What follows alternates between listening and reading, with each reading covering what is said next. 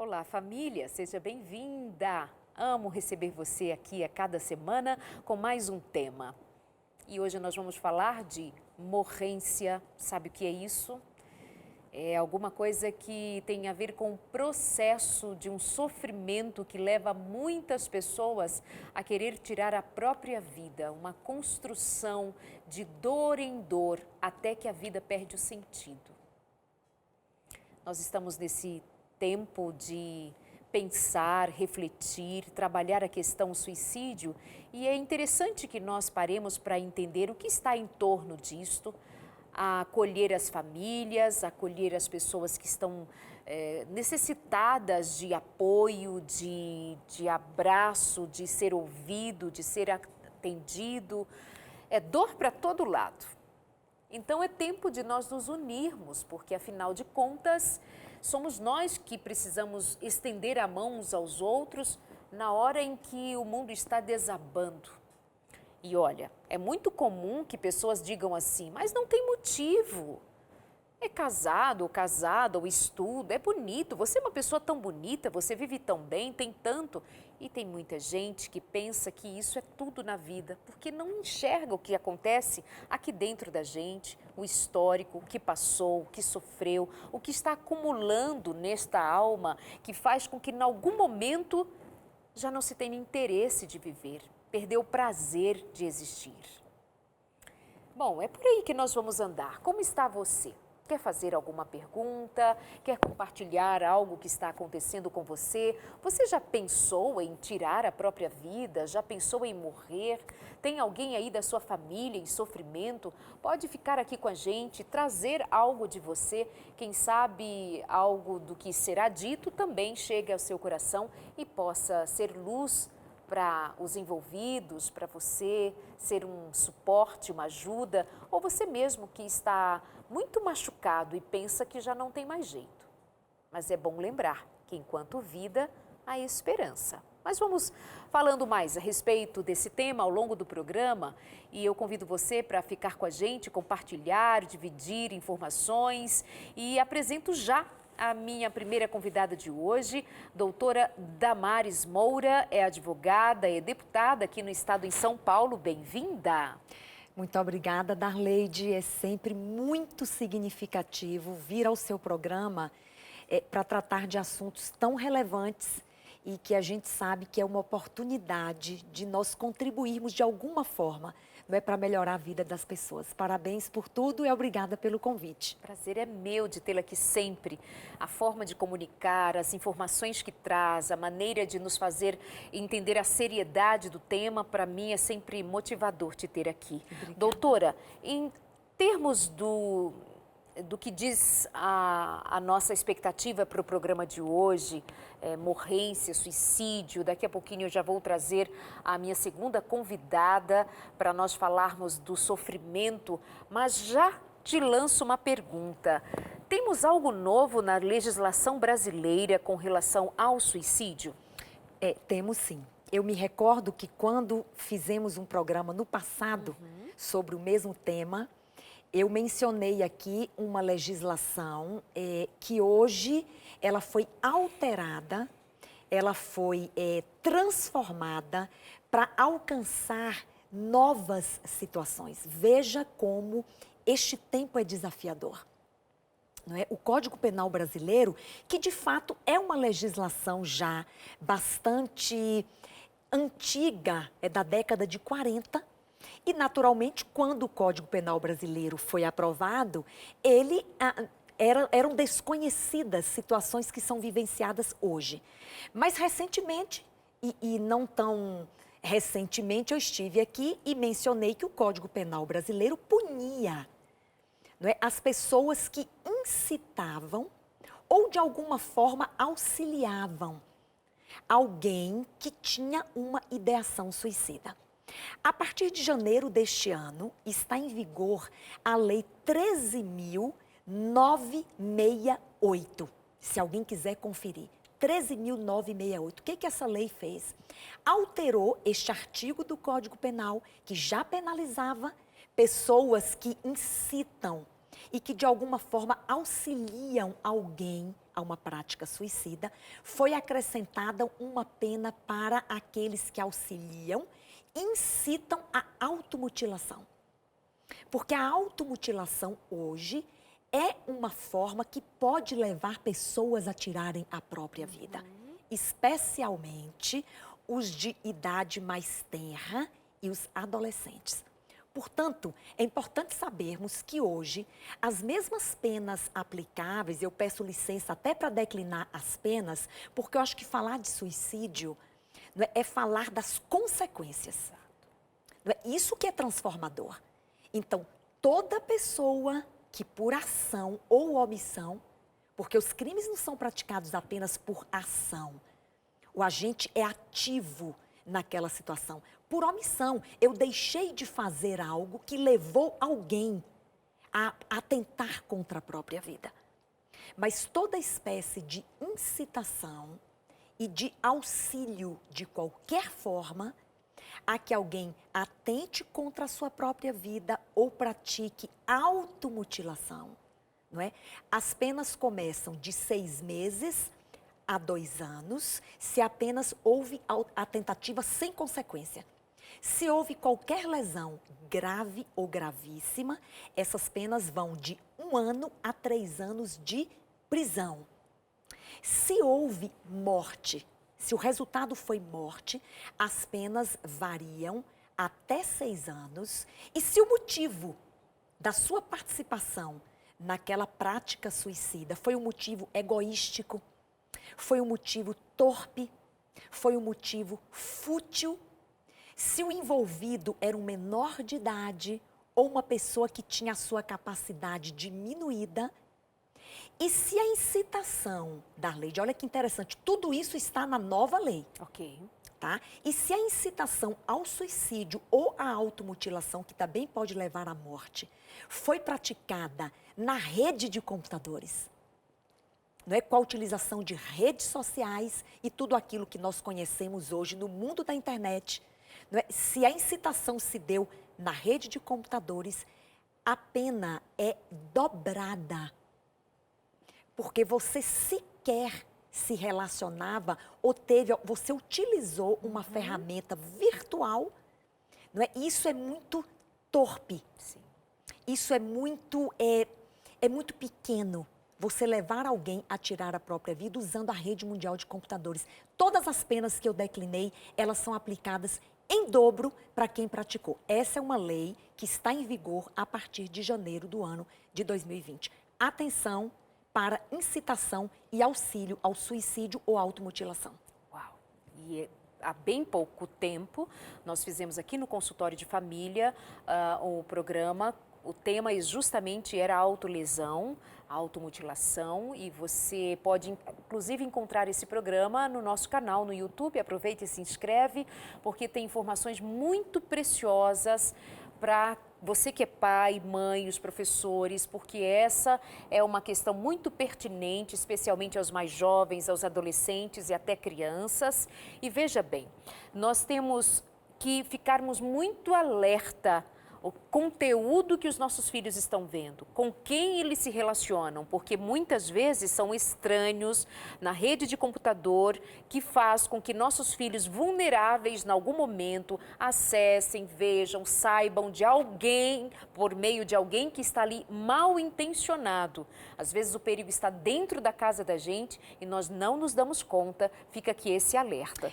E Darleide, só para eu acrescentar aqui, a automutilação, não havia uma previsão legal. É uma novidade, não é, no mundo atual, e que não havia uma previsão legal. E por que a pena ela é aplicada em dobro quando o crime ou quando a incitação é praticada por meio da rede de computadores? Foi exatamente o que você disse. Porque a rede de computadores, ela causa um efeito na mente, nas mentes mais jovens, o envolvimento, não é, com o desconhecido, ou o envolvimento com tudo aquilo que é visual, não é, com jogos mortais, porque os jogos mortais hoje, Darleide, são apontados como uma das causas de suicídio. Olha isso. E de automutilação. Por isso que crimes praticados na rede de computadores, e eu fiquei muito satisfeita, as penas são aplicadas em dobro. É isso.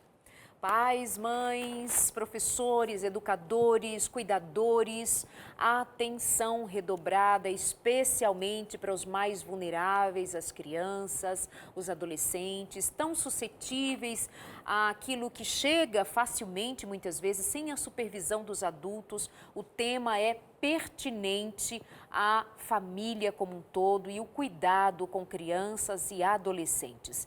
Eu quero trazer aqui para participar com a gente agora a psicóloga Simone Borri. Ela vai falar conosco direto de Brasília por Skype. Bem-vinda, Simone. Prazer recebê-la aqui. Eu sei que é uma dos seus temas de estudo, a proposta de hoje, então é um prazer ter alguém com seu preparo, com seu currículo. Seja bem-vinda. E diante do que nós já estamos discorrendo até aqui, o tema proposto, já me traz o que você, como profissional da saúde mental, da saúde emocional, quer compartilhar com a gente para dar o start da sua participação hoje. Boa noite, é um prazer estar aqui com vocês. E eu já queria pegar um gancho que a Damaris acabou de colocar, de pontuar. Eu comecei a estudar sobre o suicídio em 2004, época do mestrado. E nessa época, o suicídio ele era a terceira causa de morte entre jovens de 15 a 29 anos. Mas desde 2016 é a segunda causa de morte. Então a gente realmente precisa falar sobre esse assunto de uma maneira tranquila, mas a gente precisa conversar que o suicídio ele está perto de nós e a gente precisa saber como agir. A gente estava conversando um pouquinho antes, né? Assim como eu preciso ter uma noção de como, se tem alguém que está engasgando, o que eu preciso fazer de primeiros socorros, a gente também precisa ter uma noção de como agir em relação a um amigo, a um colega de trabalho, a um filho, a uma pessoa próxima a nós. Porque uma crise, um comportamento suicida, ele não vai acontecer na frente de um especialista. Ele vai acontecer exatamente diante de um pai, de um professor, de um colega de trabalho, e a gente precisa ter noções básicas de como proceder. Desde o ano 2000, a Organização Mundial de Saúde já coloca o suicídio como um problema de calamidade pública. A partir do ano 2000, nós já estamos em 2020, ele lançou, essa organização lançou várias cartilhas para a população em geral. Então, o que a gente vai estar conversando aqui hoje não é para especialistas, é para pessoas comuns, para pessoas que não têm formação em saúde mental, mas que podem ter noção de como intervir nesses momentos de crise. Porque eles não vão acontecer diante de um profissional, eles vão acontecer diante de pessoas comuns. E são as pessoas comuns que vão trazer essas pessoas em sofrimento para os especialistas. E o que dizer, então? Já vamos adiantar. Como é que procede?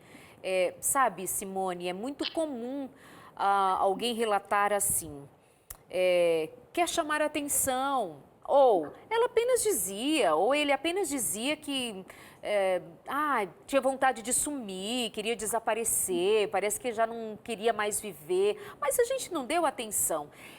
Como é que a gente vai percebendo que alguém está, de fato, em sofrimento para uma tentativa de suicídio, por exemplo? Tem anúncios assim? Ótimo. Que aí a gente vai falar de dois aspectos. A gente tem um comportamento e a gente tem frases, a gente tem falas. Comportamento indireto, comportamento direto, frases indiretas, frases diretas. O que a gente precisa ter noção é que, a partir do momento em que tem uma pessoa que ela começa a cogitar a possibilidade de um comportamento suicida, essa pessoa está em sofrimento. Se está para chamar atenção, se não está, não interessa. O que interessa é uma pessoa que ela já usou todos os recursos que ela tinha para enfrentar situações e ela começa agora a pensar no suicídio como uma possibilidade. E aí, mais do que nunca, essa pessoa precisa de ajuda, ela precisa de uma intervenção. O que seriam os comportamentos indiretos? Eu acho bacana a gente já começar por aí. Quando a gente fala de comportamentos indiretos, o fato de ser uma pessoa que sofre de algum transtorno mental, então, depressão, transtorno de ansiedade, não significa que ela é suicida de forma alguma, mas ela já está numa condição em que a gente precisa prestar atenção em intervir no tratamento. Eu gostei muito do título que você colocou, morrência, exatamente isso. O suicídio ele não acontece da noite para o dia. São sinais que vão acontecendo e os sinais eles vão se agravando no decorrer de um tempo. Então, a maioria das pessoas que cometem suicídio são pessoas que têm algum sofrimento emocional. Então, se essa pessoa trata o sofrimento emocional, ela está longe do comportamento suicida. Agora, quanto mais ela posterga o tratamento, mais ela se torna vulnerável para o comportamento suicida. O comportamento autolesivo também, ele não é considerado um comportamento suicida, mas ele é um comportamento indireto. É uma pessoa que está mostrando claramente que está em sofrimento psíquico e é uma pessoa que precisa de auxílio, precisa de uma intervenção para que não chegue lá na frente. Agora, o que seriam os comportamentos diretos? Certa vez eu estava atendendo uma pessoa e o que sinalizou para o colega de quarto dele? Ele gostava muito do peixe, de um peixinho que ele tinha, um peixe beta. E ele falou assim, olha, ele chegou para mim e falou para eu cuidar desse peixe. Ele estava em depressão e ele estava pedindo para o amigo cuidar de um peixe que ele gostava muito. Esse foi o sinal de alerta para o amigo acionar a rede. Se a gente não sabe, a gente acaba perdendo esse amigo nessa hora. Ou então, eu escutei uma vez de uma mãe, ela estava falando que a gente já pode começar a entrar também na questão das frases. Era mais ou menos agosto, setembro, e o filho estava conversando com o avô. A família toda iria se encontrar no Natal, e ele estava falando com o avô de uma forma como se ele nunca mais fosse ver o avô. A mãe falou que na hora ela sentiu que tinha uma coisa estranha lá. Ele se despediu desse avô. E aí foi o sinal de alerta dela para levar ajuda. A gente precisa saber quais são esses sinais. Se é uma pessoa que está em tratamento e é uma pessoa que a gente começa a ver que ela está se desfazendo de coisas que são importantes para ela, ou ela começa a falar, queria sumir, queria desaparecer, ou ela deixa bem claro, eu tenho vontade de morrer, eu não aguento mais, se continuar desse jeito, vai acabar tudo. Ela está dando sinais claros de que faltam ferramentas, ela não tem mais como enfrentar, daí a necessidade de procurar um especialista, para que ela possa ampliar novamente as ferramentas para enfrentar os problemas. Muito Quando a bom, gente começa a perceber os sinais, a gente pode intervir precocemente. A gente sabe que existem comportamentos suicidas ou existem suicídios que não tem como a gente prevenir, mas 90% dos suicídios podem ser prevenidos. A gente só precisa prestar atenção aos sinais. E quanto antes, melhor. Você está acompanhando o consultório de família, neste momento ouvindo a Simone Borri, que é psicóloga, nos ajudando, nos auxiliando a entender o processo que envolve família, o indivíduo, um adoecimento, um sofrimento e o que se pode fazer em função disso. Perguntinha chegando, você aí de casa pode falar com a gente, estamos no Facebook, estamos no Instagram, lá você pode deixar comentários, inbox inclusive, só entre a gente, talvez fique até melhor para você. Doutora Damares, aqui comigo no estúdio. Doutora Damares, e o bullying que leve ao suicídio? Pode haver uma ligação? O autor pode ser responsabilizado caso seja identificado enquanto quem molestava o outro por meio do bullying? Claro. Eu gosto muito de dizer, as pessoas imaginam o seguinte, o suicídio não é punível. Né? A pessoa morreu, ela não vai ser punida. A tentativa de suicídio também não é punível para quem tentou se suicidar. Também não é punível. Mas eu vou repetir, qualquer forma de induzimento, incitação e prestação de auxílio, que é a terminologia que a lei usa, não é? Para a participação de um terceiro no suicídio e agora na automutilação, que foi acrescentado ao tipo penal, é uma forma de participação efetiva no crime e é punível. Vamos falar do bullying agora, né?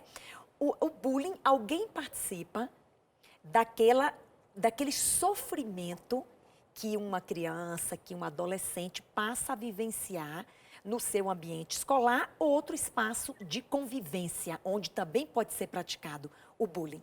Por qualquer condição que aquela criança, que aquele adolescente, que aquele indivíduo carregue consigo, sua raça, sua etnia, sua religião e tantas outras condições humanas, não é? E personalistas que nós temos, e ela passa a ser objeto da crítica, do escárnio, da desqualificação, da diminuição. Naturalmente, que esta conduta que vai provocar o sofrimento emocional, uma depressão, uma automutilação, não é? E até a perda do valor da própria vida, a perda do interesse de viver. É importante saber que depois da ocorrência do suicídio, vai ser instaurado um inquérito policial. As pessoas pensam assim, o suicídio aconteceu, acabou. A pessoa tirou a vida, o que se pode fazer? Não é verdade. A polícia vai instaurar um inquérito policial, que é uma peça investigativa, para identificar as circunstâncias em que ocorreu aquele suicídio. E, naturalmente, que muitos que cercam o indivíduo, a criança, o adolescente, que estavam na convivência, vão ser ouvidos pela polícia. E a inteligência policial vai identificar por que aquele sofrimento. Não é? A nossa convidada agora acabou de manifestar que esse sofrimento não acontece da noite para o dia, é uma construção. Não é? E a polícia vai buscar encontrar a circunstância em que aconteceu. Aquele sofrimento que se acumulou e levou à perda da vontade de viver. E se for identificado, não é, que havia indivíduos praticando bullying que levou à depressão, ao adoecimento mental da vítima e à perda da vontade de viver, não tenha dúvida, Darleide. O indivíduo que pratica o bullying e que leva alguém ao suicídio, ele vai ser responsabilizado e vai cumprir pena em virtude da sua participação na ocorrência suicídio. Então, assim, é porque o bullying a gente fala pouco disso, até porque a gente fala pouco de suicídio para crianças. E eu acho que hoje, se eu tiver oportunidade aqui, é uma lição muito prática. Como falar de suicídio com crianças. A gente precisa, não sei se já posso falar agora. Pode, por favor. Eu fui procurada por uma professora um dia, foi assustador.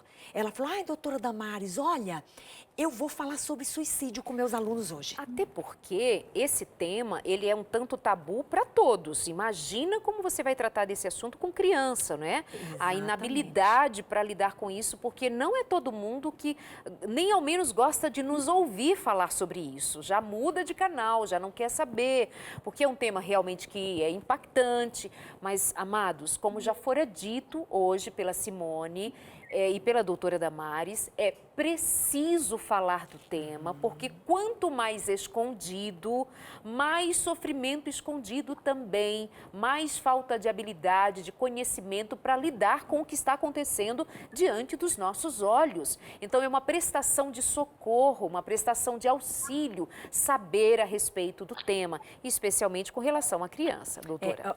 Darleide, por volta da década de 80, havia uma crença, inclusive de especialistas, de que não se devia falar sobre suicídio para não termos suicídio por imitação. Isso. Então, hoje é o contrário. Naturalmente que não podemos tratar do suicídio de forma a ser um espetáculo. Claro. Vou falar do protocolo para a imprensa, é super importante como noticiar um suicídio. Não é? E nem podemos romantizar o suicídio. É isso. Ele tem que ser tratado, especialmente com crianças, sob a perspectiva do valor da vida e do sofrimento, não é, daqueles que perdem o ente para o suicídio. E uma professora um dia me perguntou, foi até assim, foi meio assustador. Ela falou, Damares, hoje eu vou falar sobre suicídio com meus alunos. Eu pensei de fazer uma encenação. Uma encenação de uma criança que não valorizava mais a vida e que estava tentando tirar a própria vida. Eu fiquei apavorada. Eu falei, ainda bem que você me perguntou. Jamais, com crianças, é roda de conversa. E são nas rodas de conversa que você pode identificar numa criança uma ideação suicida. Então, você vai conversar sobre o que ele pensa a respeito de pessoas que não valorizam mais a vida. O que vocês acham de pessoas que não querem mais viver, que desistiram de viver, que não conseguem mais enfrentar os seus problemas? Você faz perguntas para as crianças. E você pode fazer afirmações, não é, a respeito do sofrimento das famílias que perdem pessoas que desistiram de viver. O que vocês pensam? Quando você começa a perguntar, um fala assim, olha, eu acho que é isso mesmo, né? Se a vida não é legal mais, para que viver? Pode ser um tipo de revelação. O outro fala, não, eu acho absurdo, a vida é tão boa, com a minha família, eu gosto de brincar. E aí você vai, através de perguntas e de afirmações relacionadas a dor e sofrimento, não é? Daqueles que ficam diante daqueles que deixam de viver, é que você pode identificar em crianças ideações suicidas, mas jamais fazer encenação, não é? Jamais tratar do suicídio sob essa perspectiva, mas em rodas de conversa e até de forma lúdica, natural, para que revelações sejam feitas numa conversa como essa. É isso. Atenção sempre, né? Atenção à fala, à expressão, ao modo, ao comportamento, investigar, perceber, mas para isso a gente precisa olhar, a gente precisa enxergar o outro, a gente precisa escutar e a gente precisa saber como fazer, não é? Nós vamos para o intervalo rápido, na volta nós continuamos. Ainda temos aqui perguntas muito importantes para a doutora Simone responder, juntamente com a doutora Damares Moura. É rapidinho, já estamos de volta.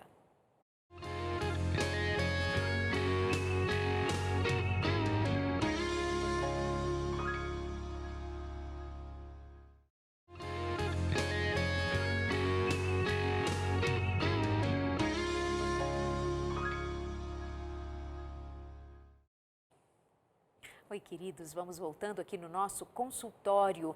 Eu quero indicar para você, já de largada, pedir a revista Entre Família. Vamos falar sobre questões de ordem emocional, de como organizar, como gerenciar a sua família. Então, precisa ter conhecimento, precisa ter ajuda, suporte. Nós estamos aqui no consultório toda semana te auxiliando com isto e queremos mandar ainda até você a revista Entre Família. Essa que eu tenho aqui em mãos e eu sempre estou indicando porque faz muito bem. Então, entre em contato com a gente, pede a revista Entre Família. É muito simples, é um presente da Novo Tempo, você não vai pagar nada. Se mandar uma mensagem no WhatsApp, rapidinho, tranquilamente, só dizendo, olha, eu gostaria de receber a revista Entre Família, quero estudar sobre família, foi a Darleide que indicou no consultório, então aqui estou eu.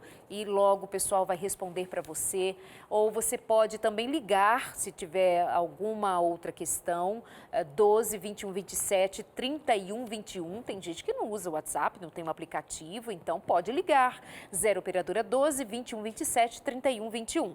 Vou só lembrar para você, mas aparece aí no seu vídeo, 12 98244 4449 é o nosso WhatsApp. 98244 4449. Fica aí um tempinho na tela, o tempinho de você anotar e mandar a sua mensagem para a gente ou ligar quando puder, pedindo a revista Entre Família. Combinado assim? Então tá certo. Nós vamos continuar aqui a nossa conversa de hoje sobre sofrimento e suicídio, sobre morrência, que é um termo, inclusive, que foi cunhado por uma pós-doutora em suicidologia brasileira, a doutora Karina, uma profissional excelente também, tem canal no YouTube. Produção, joga aquela informação que eu pedi com o nome da doutora Karina. É uma especialista no tema suicídio. Para você ter uma ideia, ela com 10 anos de idade, quantas vezes ajudou a sua mãe, que dezenas de vezes atentou contra a própria vida, mas graças a Deus não conseguiu em nenhuma das vezes, obviamente, e está então posta esta história na vida desta mulher, Karina Gente, daqui de longe nem consigo ler. Fujimitsu. Anota aí, é o nome dela no canal no YouTube. Tem uma série de conteúdos sobre o tema suicídio. Ela é especialista, doutora e pós-doutora. Para mim, assim, é de grande valia comunicar a você que tem alguém que pode te auxiliar com mais informação, com mais conteúdo. Vai nesse canal, é minha indicação hoje para você, tá bem? Anota aí, deixa mais um tempinho, produção. A doutora Karina Okajima Fujimitsu. É isso, Fujimitsu. Ela, inclusive, amiga, é casada com baiano. É lá da sua terra, querida. A doutora Damares é baiana. Bom, e vamos continuando aqui. Vou chamar de volta aqui para a gente conversar com a doutora Simone Borri, psicóloga, para vir aqui nos ajudar com muitas questões que estão chegando, muitas ligadas à ansiedade e depressão, Simone.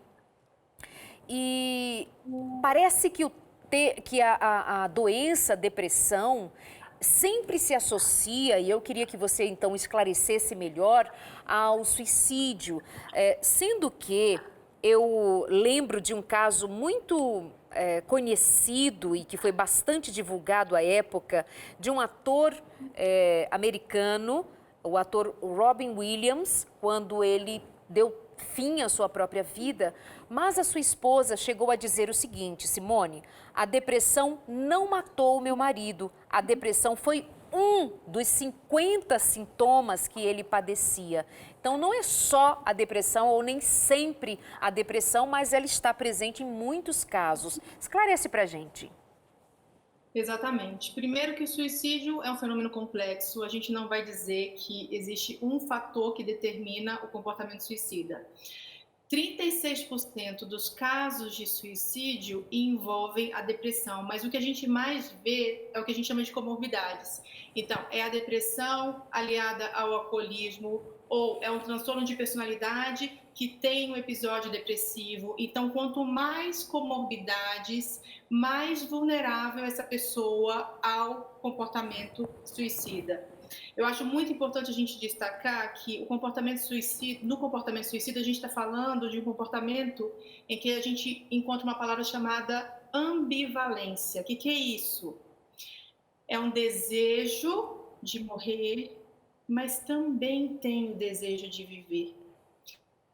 E o nosso trabalho ele é voltado exatamente para fortalecer esse desejo de viver. Justamente porque, como eu falei no início, essa pessoa ela está usando todos os recursos internos que ela tem para administrar os problemas e acabar os recursos. E aí, quanto mais prejudicada ela está, que é quando a gente fala das comorbidades, claro, tem história de vida também. Então, pessoas que acabam tendo uma história de vida carregada de vários tipos de violência, violência psicológica, física, negligência, pessoas que têm uma tendência, um comportamento rígido, um modo de funcionamento rígido. Existem aí umas condições clínicas que, aliados à depressão, a gente potencializa o comportamento suicida. A gente sabe que a população com depressão, ela está muito maior, o comportamento suicida ele está muito maior do que na população em geral. E a gente sabe que dos 9 sintomas da depressão, um deles é justamente a ideação suicida. Numa depressão grave, uma depressão maior, a gente vai encontrar aí a ideação suicida que faz parte do quadro da depressão. Por isso que é tão importante a gente tratar. Quanto mais precoce a gente intervém, mais distante esse comportamento permanece da pessoa. Sabe o que eu acho interessante, Darleide? Em geral, as pessoas acabam tendo um primeiro episódio depressivo e, vamos imaginar aqui está meu estado basal, então eu tenho um episódio depressivo leve, eu tenho um rebaixamento de humor. Se eu não trato, com 6 a 8 meses, eu tenho uma tendência a melhorar, mas eu já não volto mais para o meu estado anterior. Eu melhoro, mas eu volto um pouco abaixo. Em 2 anos, eu aumento em quase 40% a chance de ter um segundo episódio depressivo. E em 5 anos, em 72%. E o segundo episódio depressivo, ele já não vem na forma leve, ele já vem com mais sintomas. Então, quanto mais eu conheço e intervenho precocemente, melhor a resposta de comportamento dessa pessoa. Simone, olha só, alguém que nos escreve e diz, estou pensando em morrer. Alguém vai dizer, meu Deus, não fala isso, para com isso. Mas é alguém comunicando o seu desejo de morrer. Ela diz, não aguento mais essa vida, tenho depressão e ansiedade, ansiedade generalizada, tenho fibromialgia, não aguento mais tanta dor e tantos medicamentos. Inclusive, em 2018, eu tentei 3 vezes contra a minha própria vida. Agora eu penso em fazer de outra forma.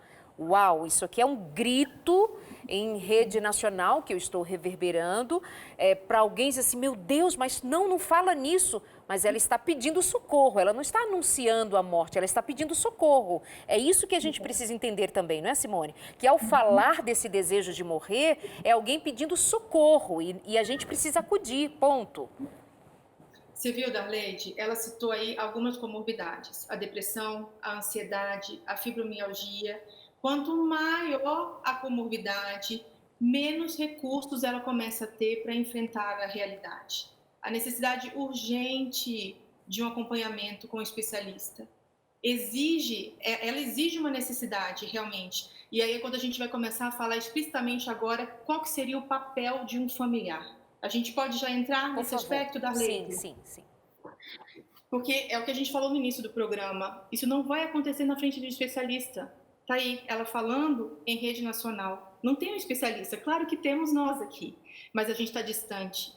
O que acontece numa hora dessa? De novo, o que a gente vai conversar aqui não é para profissionais de saúde mental, é para a população em geral. Eu gosto muito de destacar isso. Inclusive, existem cartilhas da Organização Mundial da Saúde, que eu acho muito importante. Elas foram feitas para conselheiros, para professores, para educadores, justamente como a gente intervir nessas situações quando elas aparecem na nossa frente. A primeira coisa que um parente, um colega de trabalho precisa fazer, quando a gente fala de alguém que está numa crise e ela fala abertamente sobre o assunto para a gente, que bom que ela está falando. Porque quando ela fala, a fala ajuda a organizar esse pensamento. Só que isso é momentâneo. Isso é terapêutico, mas não necessariamente vai resolver a situação. Então, é preferível ela falar do que ela literalmente implodir e atuar. Então, a primeira coisa que qualquer pessoa precisa fazer é o que a gente chama de uma escuta ativa, é de um ouvinte. Mesmo que eu não concorde com o que a pessoa esteja falando, mesmo que ela fale coisas que eu não acredite, eu preciso ter uma escuta ativa. O meu papel é que ela coloque para fora. E aí, quando eu falo uma escuta ativa, não é a pessoa falando, no celular. É literalmente alguém olho no olho. E aí, aqui eu preciso falar de 4 Ds, para vocês não esquecerem. Uma pessoa potencialmente em comportamento suicida, ou seja, a gente fala que a gente está com querosene e o fósforo, está tudo pronto. Ela vai apresentar 4 Ds. Ela vai apresentar depressão. Depressão não necessariamente a doença. Eu quero que vocês pensem na depressão no sentido de que houve um rebaixamento de humor. Tem uma angústia muito grande nesse momento. Tem a desesperança, é uma pessoa que não vê mais sentido, ela não vê mais esperança, ela não vê mais futuro. A gente vai falar também de um desespero, ela está desesperada e você vê, isso é visível, é literal. E tem um 4 D, que é o desamparo. A partir do momento que eu começo a escutar o que essa pessoa tem para falar, eu quebro esse desamparo. Então, naquele momento, eu estou tirando um dos 4 Ds. Então, naquele momento, esse comportamento não vai acontecer. Então, eu preciso escutar. E por mais doloroso que seja, com que frequência você pensa isso? Tem muito tempo que você pensa? Essa pessoa tem acesso à forma de morte? Nossa, Simone, que horrível isso. Se a gente não fala, Exatamente. Essa pessoa engole. O nosso papel é dar condições para que ela fale, porque quando ela fala, naquele momento, ela tem um alívio. Só que não resolve. Por isso que o nosso papel é fazer uma escuta ativa. Então, escuta ativa é eu escutar, eu entender quais são as emoções que ela está sentindo naquele momento. Eu não estou lá para julgar, eu não estou lá para dar sermão, não é meu papel falar. O meu papel é escutar o que essa pessoa tem a dizer. E por mais que eu não concorde com nada, pode falar, eu estou aqui com você, eu estou aqui. Nessa hora você quebrou o quarto alicerce, que é a questão do desamparo. Nessa hora, você tem uma situação mais, por mais doloroso que seja, mas essa situação, ela está mais tranquila. Só que eu não posso ficar com essa informação. Para você ter noção, essa é uma situação que eu, como psicóloga ou um psiquiatra, os profissionais da área de saúde, eles quebram o sigilo. E nós estamos amparados eticamente para a gente quebrar o sigilo nessa hora. Quanto mais uma pessoa, um cidadão comum. Quando eu falo quebrar, não é eu sair agora contando para todo mundo, mas eu vou acionar a rede. O que é a rede? As famílias, a pessoa próxima a ela. Eu preciso também ver quem são os profissionais. Então, a gente tem aí os Centros de Atenção Psicossociais, que são os CAPs. Isso é, dentro do SUS, o comportamento suicida, o CAPS ele é porta aberta e ele vai priorizar esses casos. Então, é quando eu vou fazer esse papel de ponte. Ao mesmo tempo, então, uma escuta ativa e eu preciso prestar atenção nesse ambiente. A pessoa, normalmente, quando ela está com querosene e o fósforo na mão, eu estou lá quebrando a questão do desamparo. Mas eu preciso estar prestando atenção nesse ambiente se tem algum objeto ou algo que possa colocar essa pessoa em risco. Então, eu estou ouvindo e eu estou separando esses objetos potenciais naquela hora. O que eu digo é o seguinte, por mais doloroso que seja escutar, esse é o nosso papel. Porque nessa hora você está dando condições para que essa pessoa organize esse pensamento. Você tirou um dos 4Ds e naquele momento a pessoa está mais tranquila. Mas eu não posso ficar com esse segredo. Não é só isso, né? Doutora Damares, a vivência do indivíduo que agora está num processo de morrência, que é essa história, o que passou, o que aconteceu, alguma coisa a doutora Simone pontuou ali também em termos de violência, abusos, e essas informações em termos de números, abuso, violência, também faz parte do seu trabalho de colher informações, de trabalhar, apresentar projetos. Quais são, por exemplo, abuso sexual? Nós tivemos recentemente trabalhando a campanha Quebrando o Silêncio, mulheres, crianças, enfim, vulneráveis. Qual a importância de nós considerarmos, por exemplo, abuso sexual em relação ao tema de hoje? Darleide, você sabe que a Associação Brasileira de Psiquiatria aponta abuso sexual na infância como uma das causas de suicídio. Eu acho que é super importante a gente falar isso, porque há hoje um crescimento exponencial do abuso sexual infantil no Brasil. Inclusive, a OMS já considera que é um problema de saúde pública no Brasil o abuso e exploração sexual de crianças e adolescentes. Né? O abuso sexual é a satisfação da própria lascívia. Não é? A exploração sexual é com a obtenção de lucro.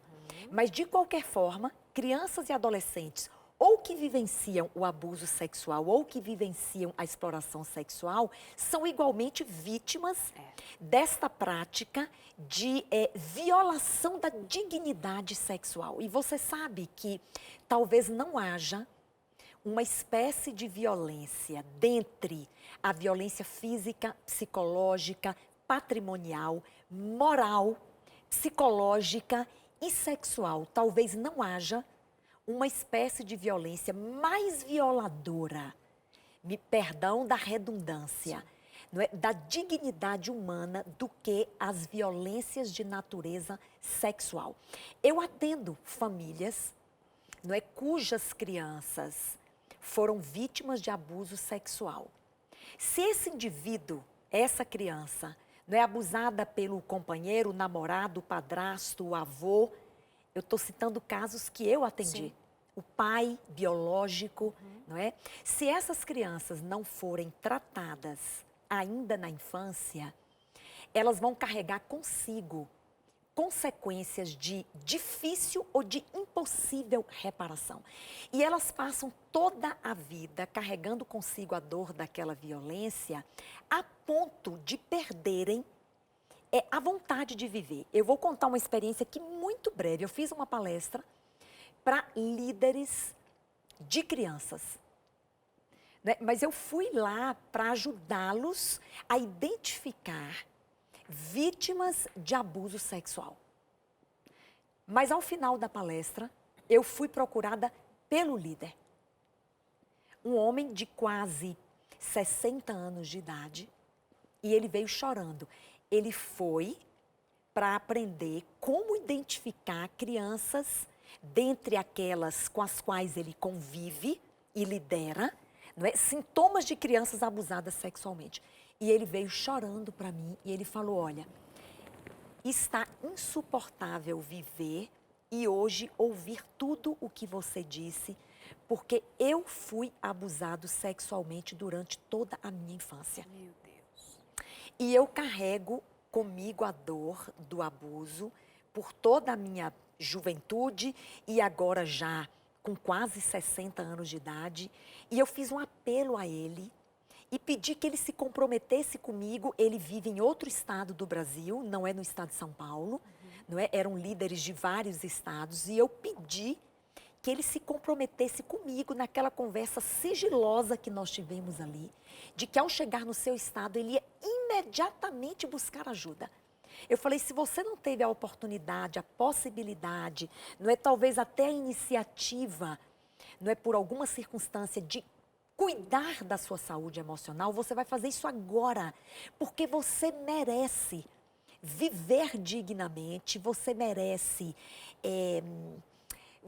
socorrer a você mesmo nessa dor e dar uma nova chance de você se reconectar com a vida, não é? E ser feliz. E ele chorou muito ali e tomou essa decisão.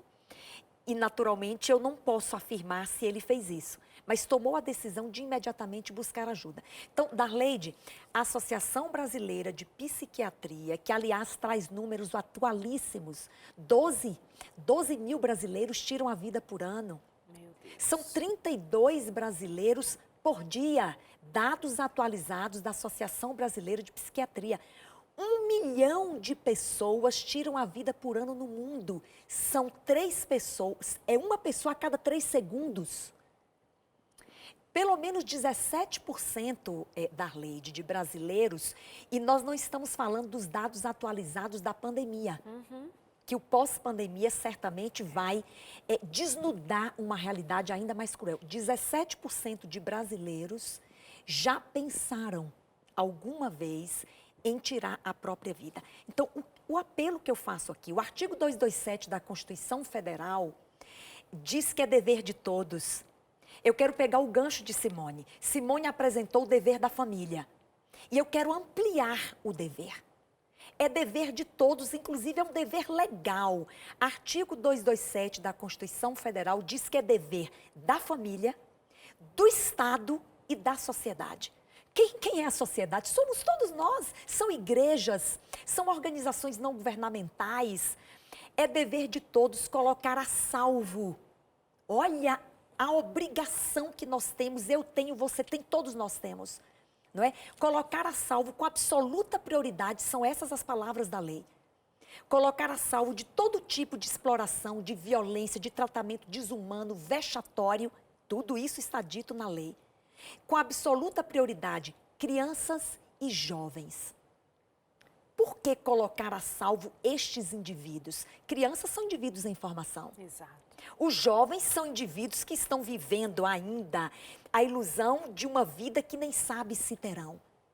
É dever nosso colocar a salvo com absoluta prioridade de qualquer tratamento que leve esses indivíduos em formação a adoecimentos ou qualquer vivência, não é, que os faça ter uma depressão ou qualquer outro adoecimento emocional, não sou especialista em comportamento humano, mas eu sei que legalmente é nosso dever participar desse esforço. Não se esqueçam do 188, Darleide. Centro de Valorização da Vida, por favor, ligação gratuita. 188, você pode ficar quanto tempo for necessário falando com o especialista que vai fazer essa escuta, que Simone falou agora. Essa escuta ativa é importantíssimo. 188, ligação gratuita. Centro de Valorização da Vida para aqueles que estão desistindo e vivem essa ambivalência que ela falou. Aliás, a OMS trata as pessoas com suicídio exatamente com essas 3 características. A ambivalência, a dúvida entre viver e morrer. A rigidez, porque ele acha que ele não tem mais nada para fazer para viver. E a impulsividade é mais uma característica que a OMS atribui a pessoas que tiram a própria vida. Portanto, quem vive este dilema entre viver e morrer, lembre-se do 188, é uma ligação gratuita e você pode falar quanto tempo for necessário para você obter essa escuta ativa. Guarde esse número, 188, faça uso dele tendo necessidade.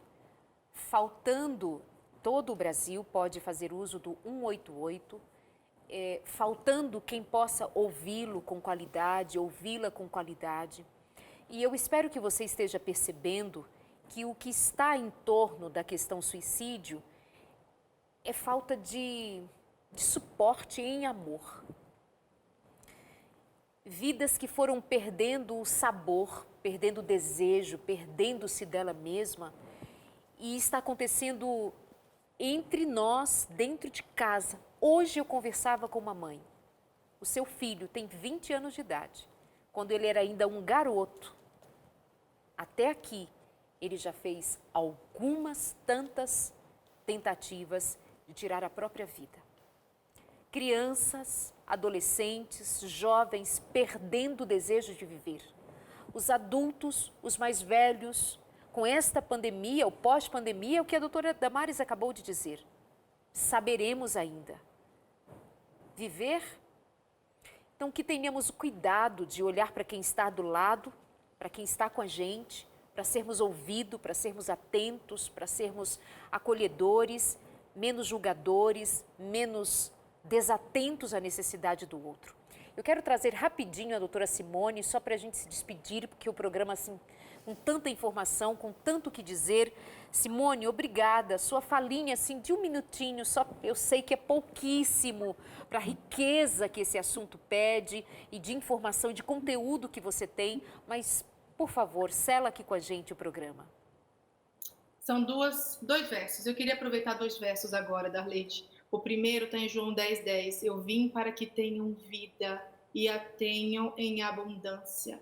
E eu estou falando exatamente para você que está achando que não vale mais a pena viver. Não é à toa você estar aqui conversando com a gente, porque você está conversando com a gente também. Essa é uma forma que Deus está mostrando claramente para você. Busque ajuda. Não fique assim. Ele não veio a esse mundo para que você tenha qualquer tipo de vida. Ele quer que você tenha vida em abundância. E eu queria terminar lendo Romanos 15:13, que ele diz assim, que o Deus da esperança os encha de toda alegria e paz por sua confiança nele, para que vocês transbordem de esperança pelo poder do Espírito Santo. São 4 Ds. Com Deus, a gente consegue tirar a desesperança. Com um amigo, com um familiar, a gente consegue mexer no desamparo. A gente precisa ajudar. Não adianta mais só palavras, a gente precisa agir. E chegou a hora. Obrigada, viu, Simone? Muito obrigada. Espero tê-la aqui outras vezes no consultório. Deus abençoe a você. Doutora Damares, muito obrigada também pelo esforço de vir até aqui, mas é um serviço que se presta, né? Muito obrigada. Eu que agradeço e eu queria deixar um apelo aos pais, Darleide. Há um crescimento exponencial do abuso infantil, que é uma causa importante de adoecimentos e de suicídio também. Cuidam dos seus filhos. Saibam onde estão, com quem estão falando, especialmente na rede mundial de computadores. É o meu apelo final, porque eu sei a dor que carregam estas crianças que são violadas sexualmente, precocemente em sua vida. Que Deus inspire a todos e nos ajude a servirmos com tudo que temos. É isso. Obrigada, viu? Obrigada, muito obrigada. querida. Obrigada a você também pela audiência. Lendo aqui alguns dos recadinhos é de partir o coração. Se nós não podemos te ouvir ou te responder aqui, ligue 188. Agora, pode ser agora, hoje, alguém vai te ouvir. E nós estaremos daqui também, sempre compartilhando com você esperança. Mas não desista. O suicídio é uma decisão definitiva por um problema que pode ser simplesmente passageiro e é. Tenha fé, tenha esperança. Nós oramos por você, te ajudamos daqui sempre. Um abraço e até semana que vem.